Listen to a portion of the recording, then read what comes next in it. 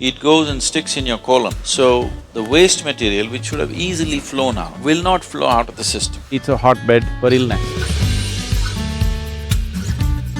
That means your respiratory action and your thought process and your sense of smell will get lowered over a period of time. It definitely renders to you dullness.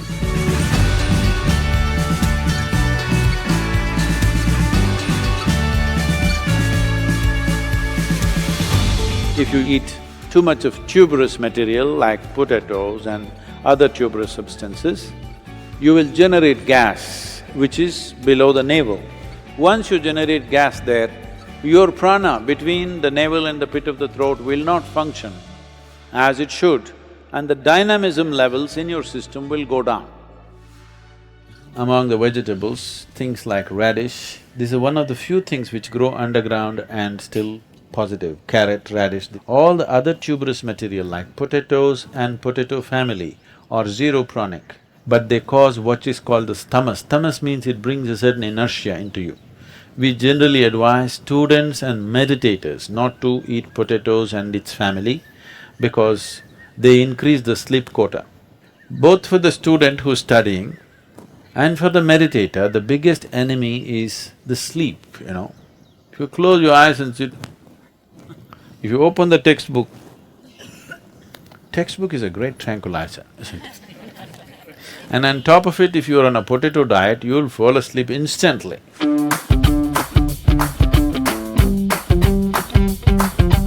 Dairy products have certain enzymes which are used today to manufacture certain textile adhesives.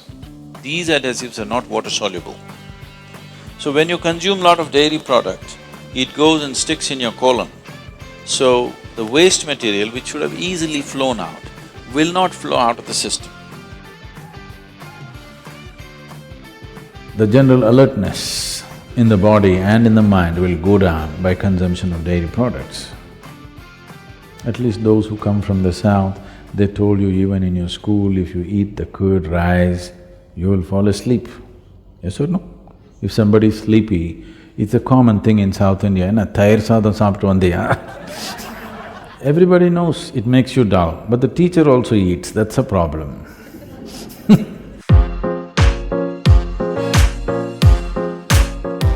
It is an established fact medically that in your present system, if you eat raw meat, it would take anywhere between 70 to 72 hours to pass through the system. If you eat cooked meat, it would take 50 to 54 hours to pass through the system. If you eat cooked vegetarian meals, it will take 24 to 30 hours to pass through the system.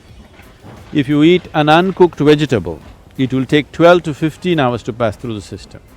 If you eat a fruit, it will take 1.5 to 3 hours to pass through the system. Why is it taking so much time?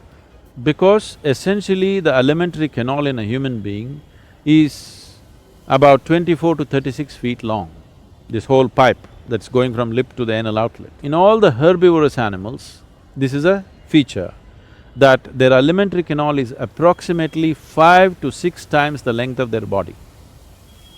In all the carnivores, it's only 2.5 to 3 times the length of their body. Or in other words, all the meat-eating animals have a very short intestinal length. All the herbivores have a long intestinal length. So, because vegetarian food passes through the system quickly, so the design factor of length has been designed like this. So when you eat meat and keep in the system for a long time, definitely it's a hotbed for illness. In many ways you will create it. Eating meat has become a part of our, in the culture in the world, because in many societies in the past, survival was the mode. When it's a question of survival, eat anything that is necessary to be eaten, that's a different thing. Once survival is taken care of, that's when you choose. Now you choose what kind of a body you want, what kind of function you want to perform, accordingly you eat.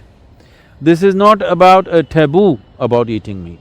This is about eating more consciously. This is eating by choice. In the yogic tradition, if you cook anything, Maximum within 1.5 hours you must consume it. If there are certain types of items, up to 4 hours is okay. Beyond that, you don't touch.